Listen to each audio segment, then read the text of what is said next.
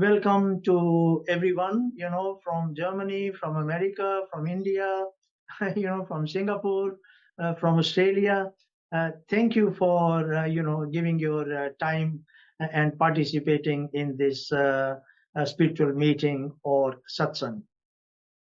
So the topic that we have been given by the sage is stepping outside the circle of desire. So you see, when you look at it, when you actually step outside the circle of desire, basically that directly is proportional to or means that you are in self-abidance or you are in tune with what your true or higher nature is, or let's put it in simple words that you are in tune with your real nature, which is changeless, which is ever present, and which is consciousness. So, you see, there was a poem which many of you would have actually come across, The Circle of Desire. So one thing is very beautifully actually expressed in that, be very honest to yourself. You see, when you objectively look at yourself, just reflect on your present life, from the time from childhood until right this present moment. You see, all that has actually happened is basically, you know, the object of desire has actually changed, right? From when you were, young, you wanted to have these dolls or, play cricket or whatever it is. Then you went on to go to school. And as you were going through your schooling, the desires constantly continued to change because you were actually maturing. You reached your teens, having reached, reached your middle age. You got married, and then you said, oh well, I need to provide for the family, so I need to earn a lot of money. So some of you went into, what is it, as analysts in computers. Some of you actually started your own business or whatever actually you're doing. Some of you actually, diverged into finance, and then you earned a lot of money as well. So do you see? And then you had the desire, oh well, now we need to have a family, and then you had children. So do you see that the object of desire is actually constantly changing? And then what happens is that now, you've done all these things. You got married, you've got children, you got a beautiful house, you got this business, money is flowing from there, or you've got a good job, money is actually flowing from there, whether you're in India or in a foreign country. So now there is another desire which comes in. You say that, look, we have done all these things, so let's get some enlightenment as well. So then you are searching for a guru.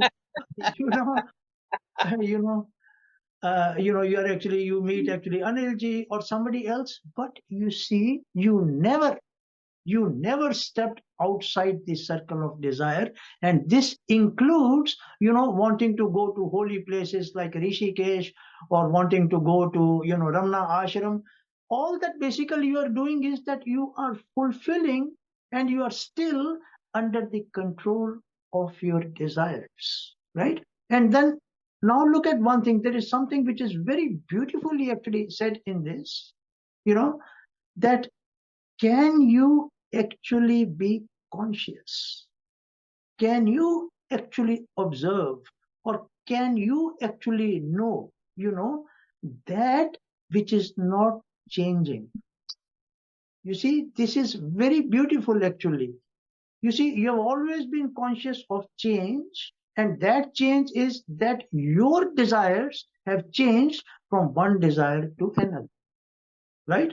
So what about now, even having this highest desire?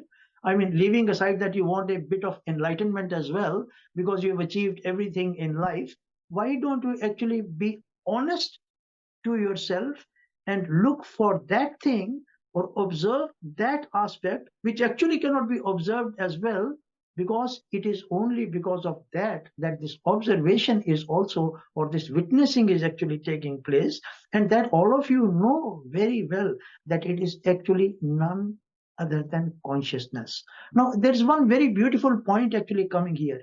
You see, it is extremely lovely, because your real nature is actually consciousness. So you are the very core or the very source from where all these desires have come. And because of your own desire, you are sitting in the human body doing whatever you actually want to do. Because you see, the simple proof of that is that, look at this very carefully, right? And you cannot fool yourself in this. Everything that you do, everything that actually you desire, it doesn't come from external sources. It doesn't come from outside. It comes absolutely and totally from within you. And whatever is coming from within you, this is what you are actually doing. You follow? So in the case of an ordinary person, he basically gets up in the morning, all these feelings, the thoughts, the feelings, they surround him, and he just follows one feeling after another, which has been the case not only in this life, that you have fallen from one desire of yours to another desire, and these desires are coming from inside you. You got to be very, very honest in this, if at all, ever you are going to get that grace of consciousness. Because you see, the only requirement, when you go for a job, right? Like Angie G is sitting there, so she's a very qualified nurse. So when my wife, she had that ovarian cancer, she had offered her help. That's her qualifications, right? And somebody who is a computer expert or somebody who is a cleaner cannot go and do the job of a nurse, right? You got to have those qualifications. So similarly, you see, when you try to approach and be in abidance, there are certain qualifications required of you, which your own reality consciousness asks of you. And you know what it says? Are you ready to step outside the circle of desire? Correct? Now, you see, that is the thing. That is where what I call the clown or the personality is not ready to step outside its circle of desires, though actually you don't realize that even if you step outside the circle of desire, then rather than you, your higher nature, which is actually consciousness, will help you to fulfill whatever desires are there. And look at one thing as well. You see, these desires are coming and going. They are coming and going. And the culprit is you, the clown, sitting in between, entertaining those desires. Try, try sometimes. Say a desire comes within you, and there isn't the need actually to fulfill that desire. Simply just observe or witness and see how that desire actually melts. Look, see how that desire actually disappears. You follow? This is the qualification. It is not actually visiting, say, Rishikesh, going to Neem Karoli Baba's temple, or going to, Yoga Vashish cave, or, going to Ramna ashram and, going around that mountain. You see, all these things are desires coming from within, and as long as you're caught up in this loop of these personal desires, you can absolutely and totally forget that what we call as illumination, or what we call as enlightenment, or what we call as freedom from personal karma, or what you call as freedom from the cycle of rebirths, where you will actually ever step out of that, right? Okay, I should apologize. I've just sometimes it's a burst, of knowledge. So it just keeps on coming and coming.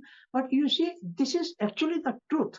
And what happens is that when actually you reach that state of illumination, when actually you see the presence of this ever present changeless reality, which in itself, actually, in its pure aspect, is completely desireless, then you see, you don't have to think, Ah, you don't have to feel. You see, those such communications just naturally flow.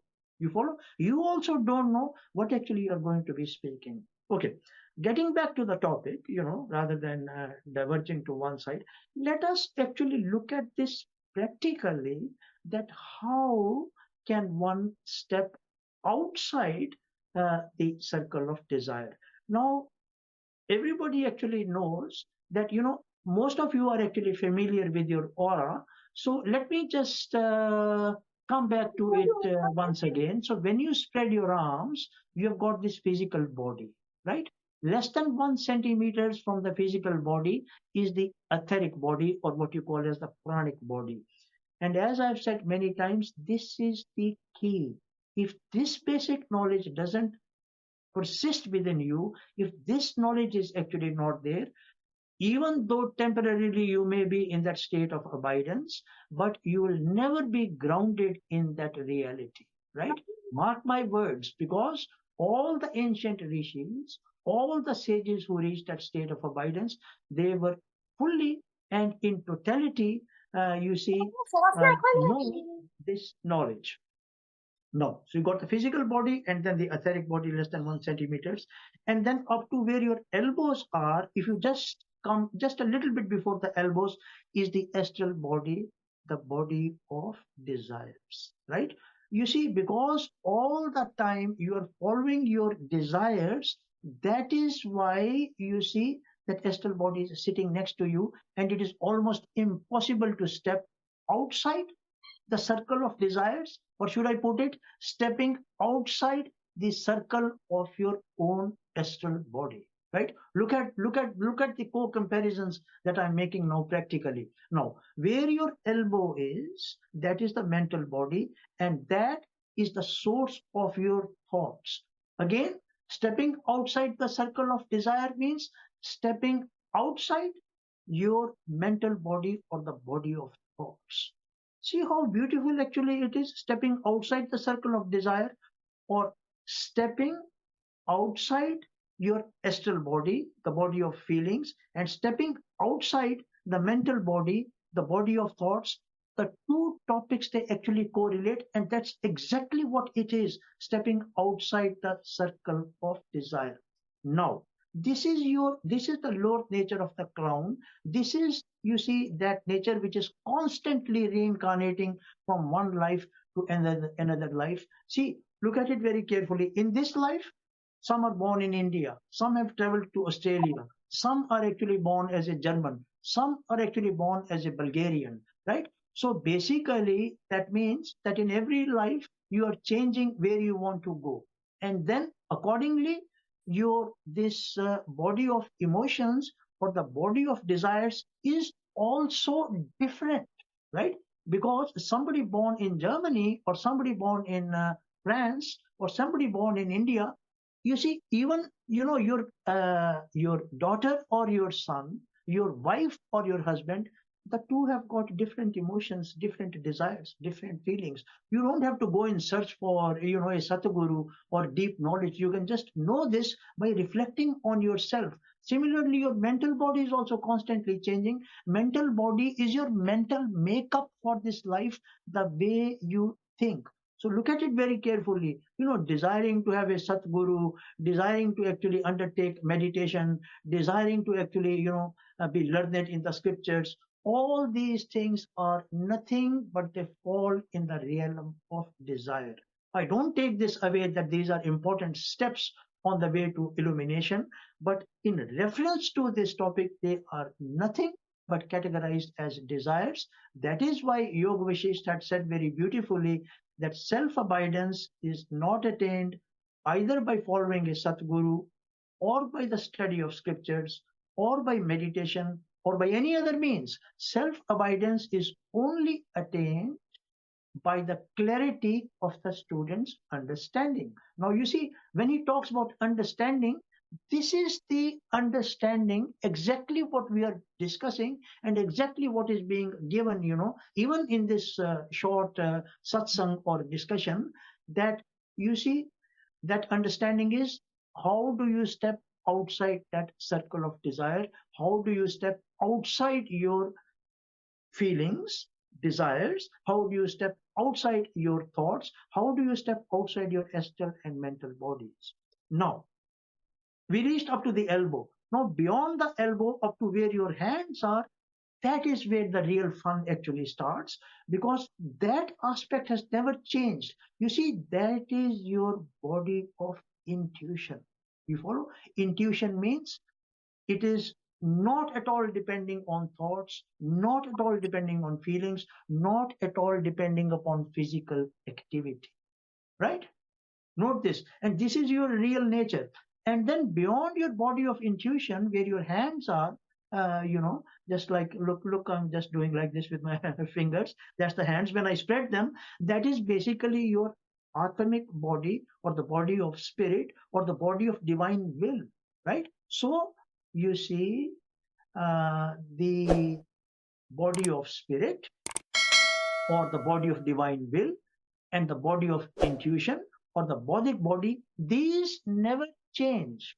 Why do they never change? Because that is from where your the light of consciousness, what we call as the witness, or what we call as the that light of consciousness itself, or consciousness itself, flows down from the bodic atmic to your mental, illuminating the mental body, the astral body illuminating the astral body, and then this physical body illuminating the physical body. Of course, the chakras or the etheric body, they're also illuminated by this. And that is basically how this view actually appears.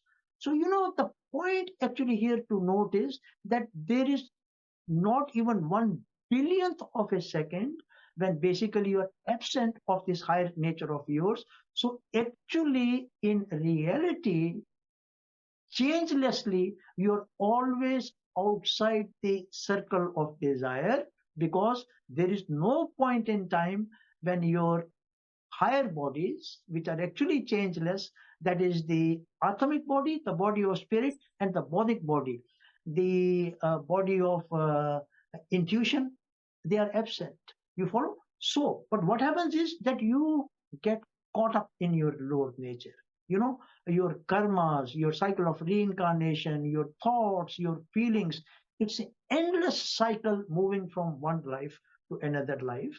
And you can actually calculate that we have had, 1350 to about 1400 lives, and many, many, many more are still yet to come, right?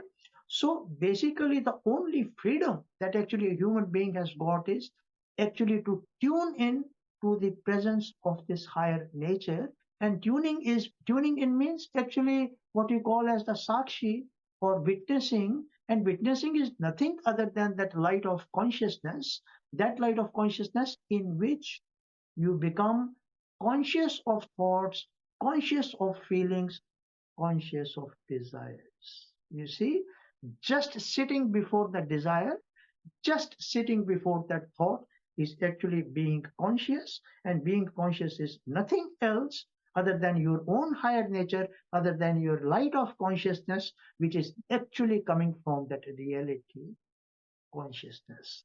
So you see, now if you divert your attention, what is it, as I had mentioned actually previously, can you be conscious of that which does not change? Your entire Gita is actually written around this. Basically here, Krishna represents that ever-present changeless consciousness, and rest basically whatever Arjuna is doing, and that battle which is actually going on, all those basically represent nothing but those endless desires which never actually come to an end. And that is what Krishna says to Arjuna, that, "O Arjuna, who looks towards me," means the one who looks towards consciousness, the one who starts observing and living in his or her higher nature, that is the one who becomes dear to Krishna, or that is the one who becomes dear to consciousness. And for him, the cycle of rebirths, the cycle of personal karma actually comes to an end, because for that Krishna, that consciousness, your higher nature, there is no such thing as reincarnation, rebirth, or a desires, right? I mean, you can't actually put it in more simple words and make it more crystal clear than what it is. Rishi Master Vyansa Duno had actually said that the only real purpose of us coming down is that being in the physical form, having these five senses, having all these material comforts actually around us, in that These are all temporary, and rest assured, this is the law of nature, and this is the law of your higher nature as well. Thoughts, feelings, physical activity, material aspects, they are all temporary. And this is your own direct experience that whatever you were doing yesterday, whatever you thought yesterday, whatever lunch or dinner you had 5 days ago, it's meaningless now, right? It is all gone. But the presence of consciousness, the presence of what we call as Sakshi, that light of consciousness, that is not absent. It is the same. It has been the same in previous lives. It is the same now, and it will remain the same in times to come. Now, of course, I have mentioned before I come to a close of this, that there are 65 billion human souls, right? What we call as the monads or the ekank. Now, this is actually that whole family, and there is no escape for anyone until everyone reaches this state of, illumination, what we are actually talking about. But there is a little bit of a difference here, a huge difference actually, because let's look at Ramana Maharishi and Rishi Master Bayan Sarduno. You see, even though they have come back and they are a part of our human family, they came to assist, these hundreds and thousands of fellow human beings who are completely lost within that circle of desire. And when you look at it very carefully, you see they don't have any desire. They also went through exactly what we are actually talking about. Finally, they were able to quench and bring those personal desires to an end. And when those desires came to an end, that Krishna or that consciousness opened up to them and took them within. And once it pulls you in, you are pulled in. There is no such thing as coming out as well, right? So anyway, I think I've spoken quite a bit. So basically, if you are going to step outside the circle of desire, you need to step outside your, so-called endless feelings or desires which come from a astral body and these thoughts. It doesn't mean that desires and thoughts will not come and they will not be fulfilled. Of course, that will be silly to say, but once you step outside that into your higher nature, you remain unaffected by whatever goes on. You remain at peace. That is what we call as illumination. Okay. Anyway, thank you for listening. I think I was really bubbling with spiritual energy because of the presence of these so many beings of light here, including the sage and Rishi Master Vyan Sadhuno. I'll just request Vijay ji now to please continue with the topic. Vijay ji. Om everyone.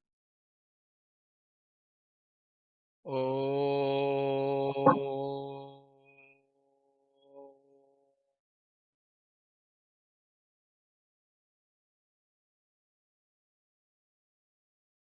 The topic being discussed today is stepping outside the circle of desires.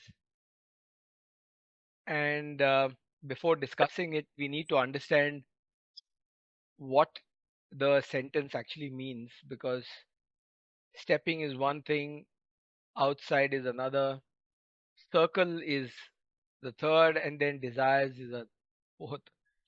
Now, there are lots of things to discuss in this, but desires everyone has heard of, and we generally typically know what desires are.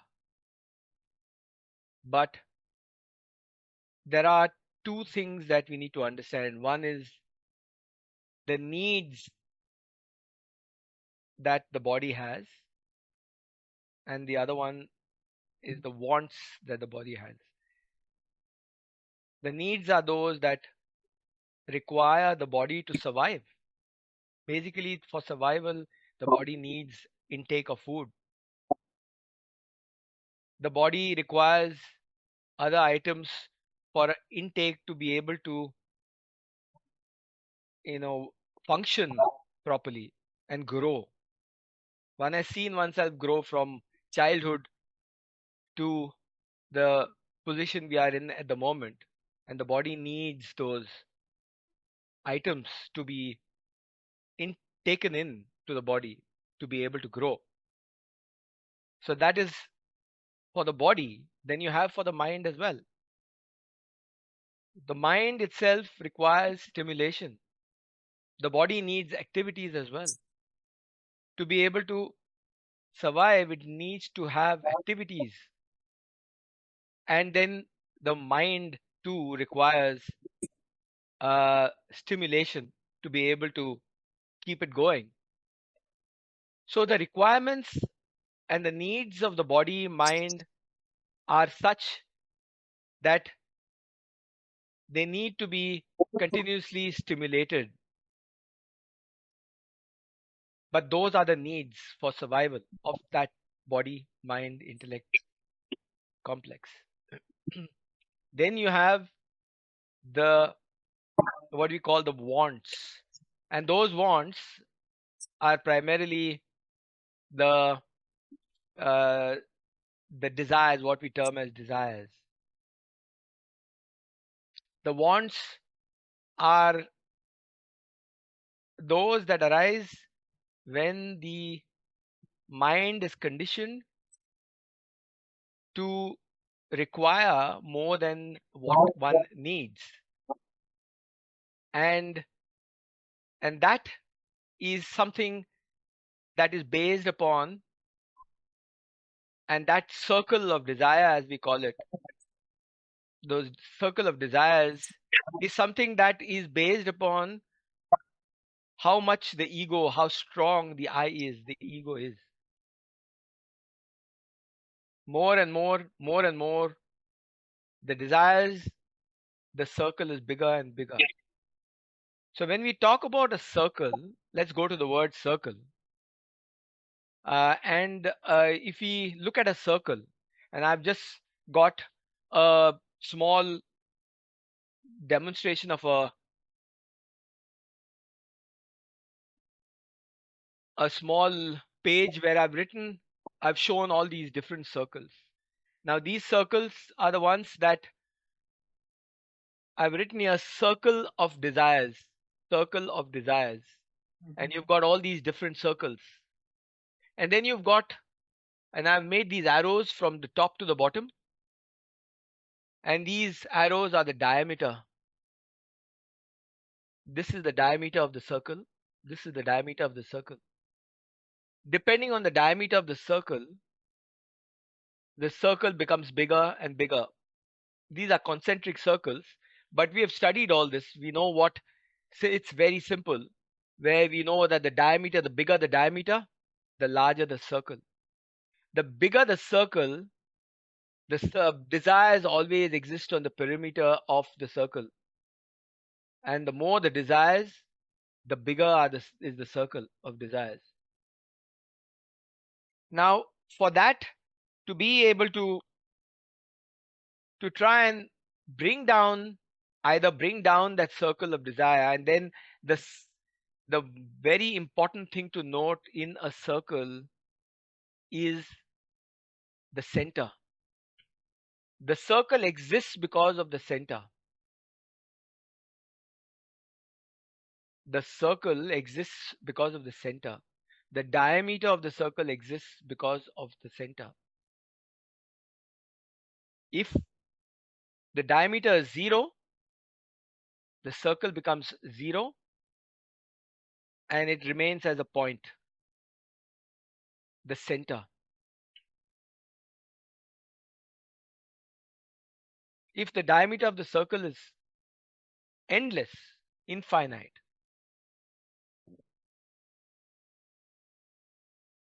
the desires are infinite in nature,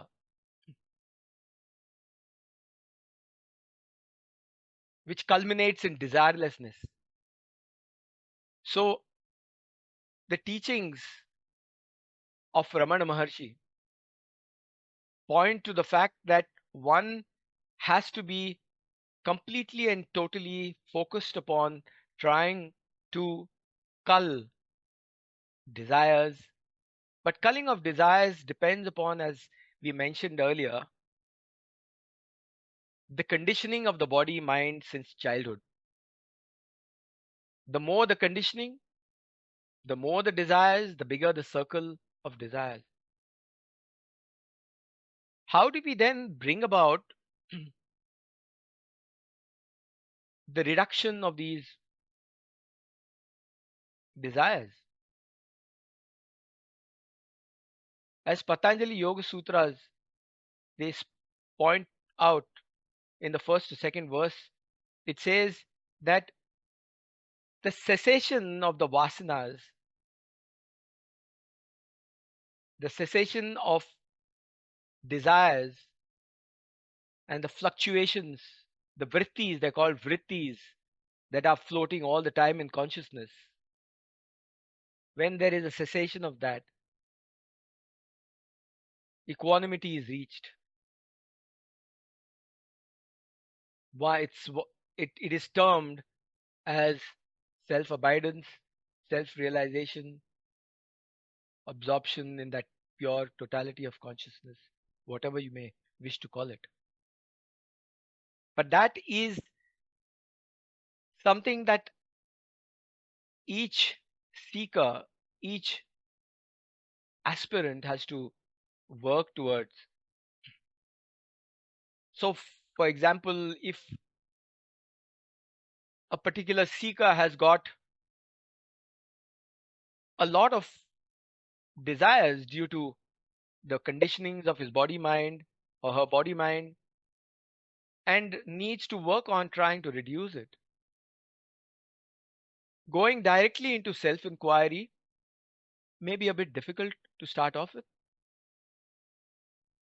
So, there are various methods, various kriyas, various scriptures that describe how we can go about trying to reduce these desires. All the various yogas that are there, they very clearly enumerate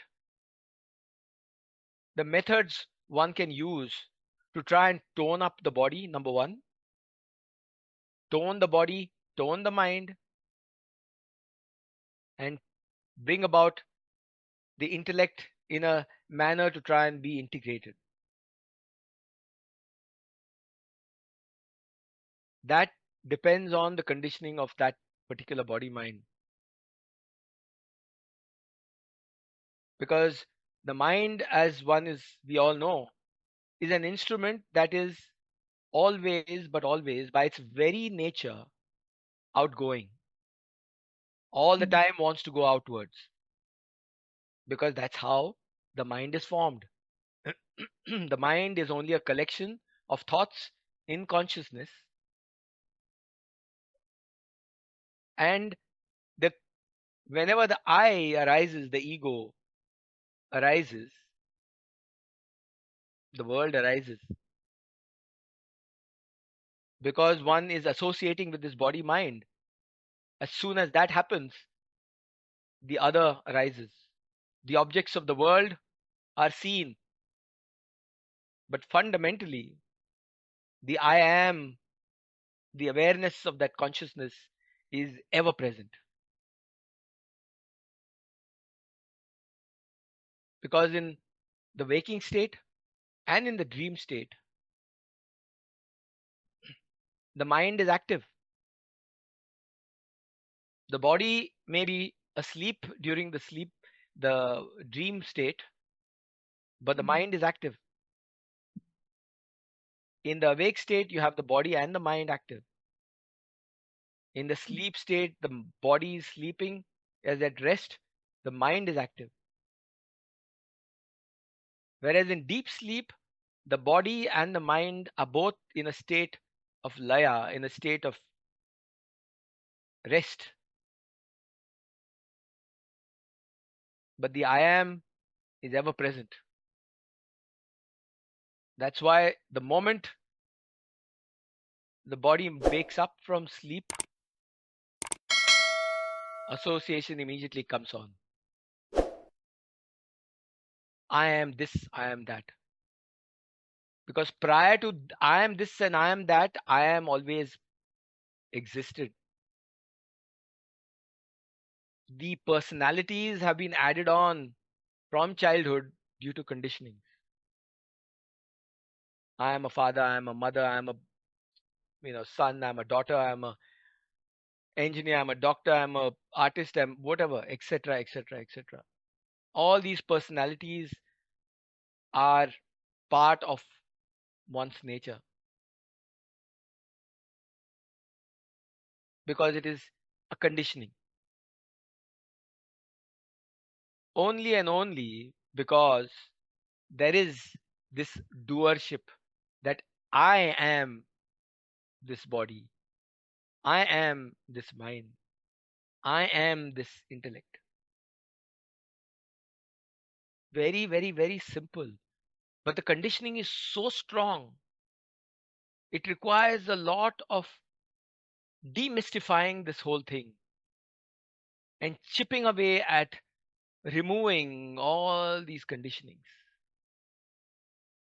And that is why there are so many scriptures, so many books. The illusion is so strong that one has to chip away.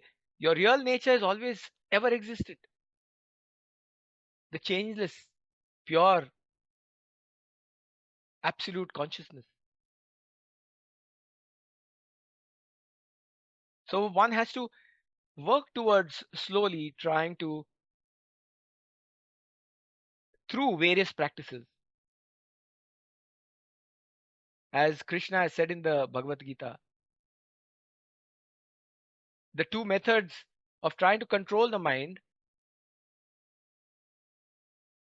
are Vairagya and Abhyasa. Vairagya means detachment, discernment. So you detach yourself from this saying, not I, and keep that as a witness consciousness. And Abhyasa is the practices, the sadhana you can do, whatever the sadhana may be. Could be bhakti, yoga, love, the path of love, the path of action, karma yoga, giving. That very well known statement everyone knows is, in giving, one receives, not in taking, but in giving, one receives. And when that selflessly, that action takes place in karma yoga, that I slowly melts away. The same with love in bhakti. When there is complete and total surrender of that little ego, that non existent notional ego of I,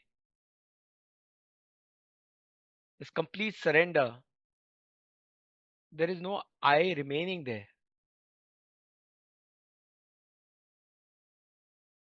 Everything is left up to that totality of consciousness. You may call it God, you may call it anything you wish.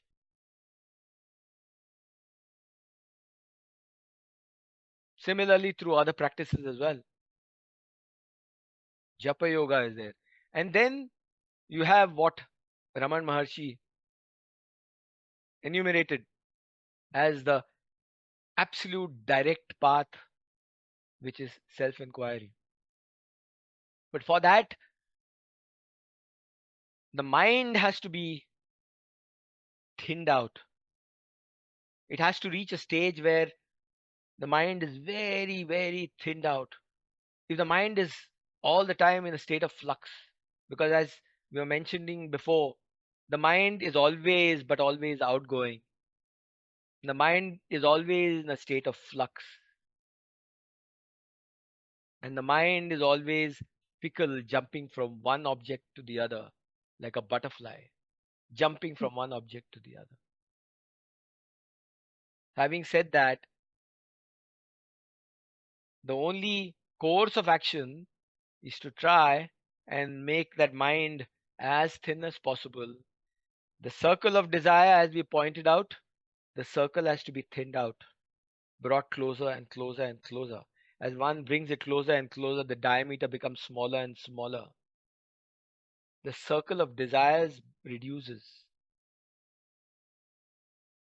The desires become lesser and lesser and lesser. And as it comes and merges towards the center, the desires become completely vanquished. When that happens, through repeated, constant practice.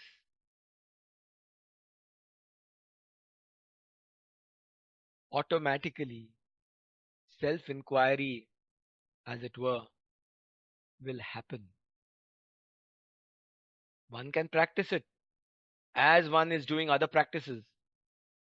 As one is doing bhakti yoga, one is doing karma yoga. You can do everything simultaneously. There was one great sage and saint in India whose name was Swami Shivananda of the Divine Life Society. And he had said, you don't have to do only one particular yoga. There is something called a yoga of synthesis, where you can simultaneously do all these yogas. Because the human body is such, the mind is such that it has emotions, it has got actions, it's action oriented, it's got all the aspects of the requirements of all the yogas. Why not use that as a yoga of synthesis? Give karma yoga, give selflessly, love endlessly, and work towards being detached. And that is the practice. When that happens, automatically, as the mind gets thinner and thinner, the circle of desires goes smaller and smaller, the inwardness will automatically happen. Raman Maharshi's very close disciple and aide, his name was Sadhu Om. He has explained this very well, where he has said that the mind, when it is active, because it is outgoing, the moment it is outgoing and it goes outwards, it creates duality, me and the other, I and all the objects of the world. And there is conflict, because that is what happens.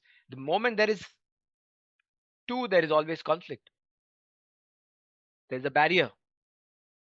But the moment that mind, that same instrument, that is the only instrument that a seeker has, when that is used to be turned inwards,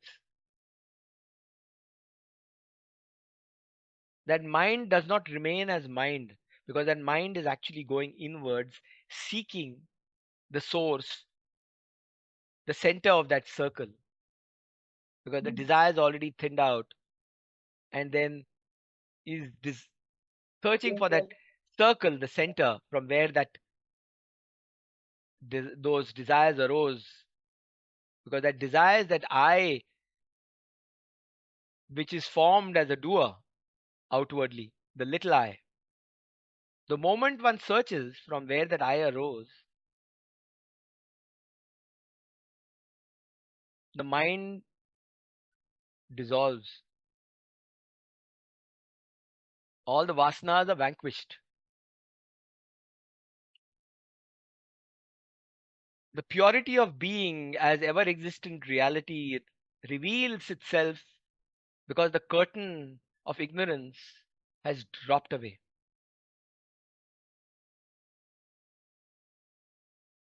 Revelation of that truth is your birthright. Strive for it, work towards it. And how does one work towards that? Raman Maharshi has said one has to have keen attention, Mm. continuous, keen, determined attention on the self.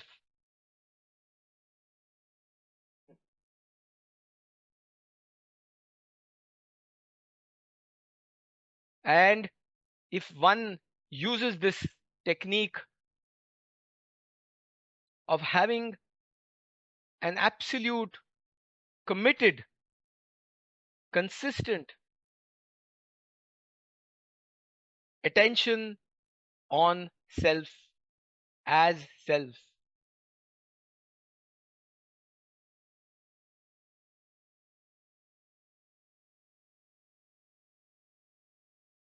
When one has a committed and continuous, constant, integrated awareness of self,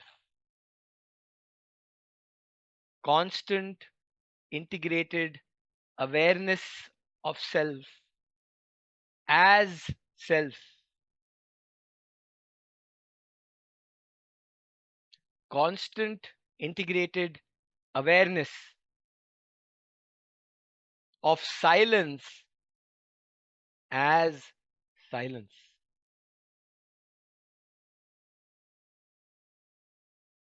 When that integration takes place,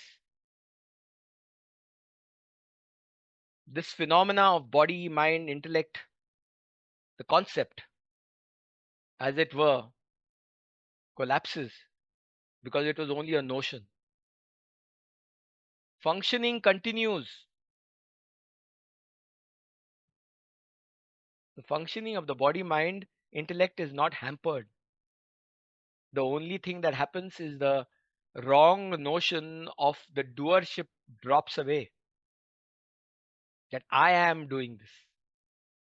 Because I am doing this had never existed in the first instance. It was always happening, as it were, all the time. Things happen as they were meant to happen.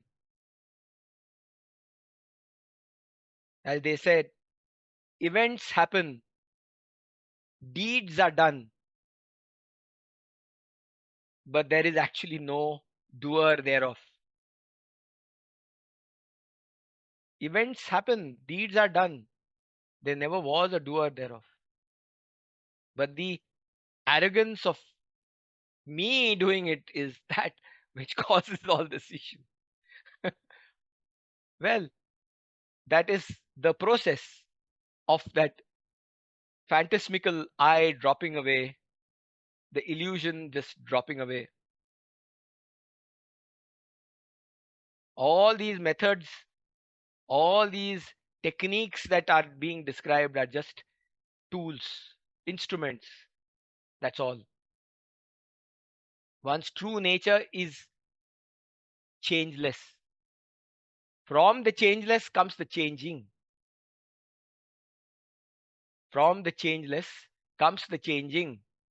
And the changing is what is this phenomena as seen as this world of objects.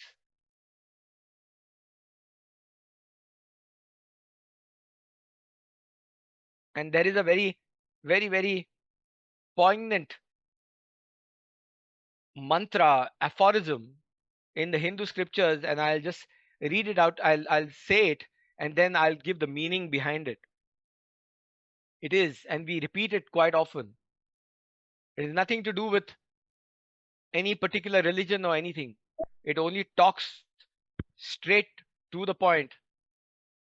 I'll just say it. Om Purnamadah Purnamidam Purnaat Purnamudachyate Purnasya Purnamadaya Purnameva Vashishyate.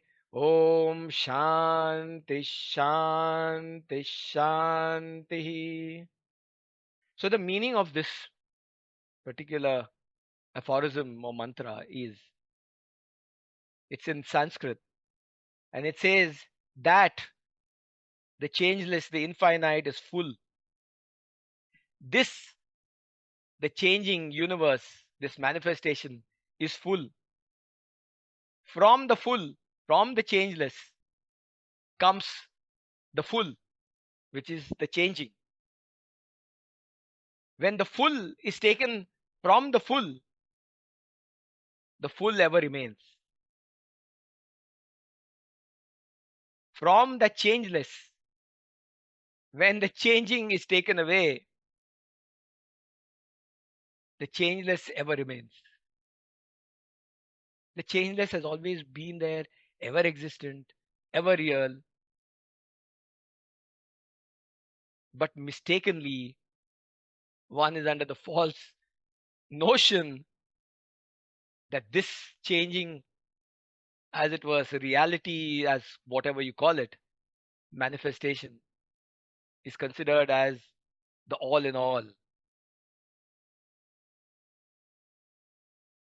To repeat that thing, events happen, deeds are done, but there is no individual doer thereof. There never was a doer. That false notion has to drop away. That is what seeking is all about. That is what an aspirant's only and only job is. This existence, coming into this world as as a human, is not to eat, drink, sleep. Maybe that's part of how life functions. But the Uh, primary reason is to try and work towards finding out one's true nature, which is Sat Chit Ananda, absolute, pure awareness, pure consciousness, pure existence, pure consciousness, pure bliss. That is, let all of us work towards removing this illusion that is existing within us, which is only temporary, to reveal our true nature as that ever existent reality, Parabrahma Tattva, ever existent, pure awareness, pure consciousness.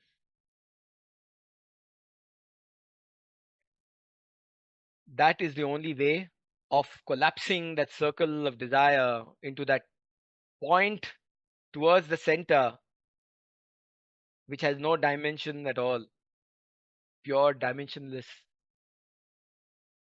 Circle does not remain a circle anymore, just remains as that pure, absolute existence, consciousness, bliss. Oh.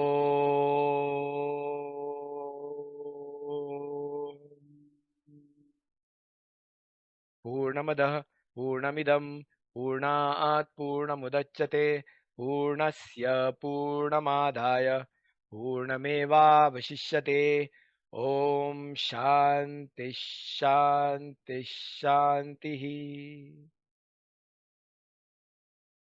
Thank you, everyone. Thank you, Vijayji. I think it's been quite a beautiful discussion, or a meeting today. So with this, we will bring this discussion to an end.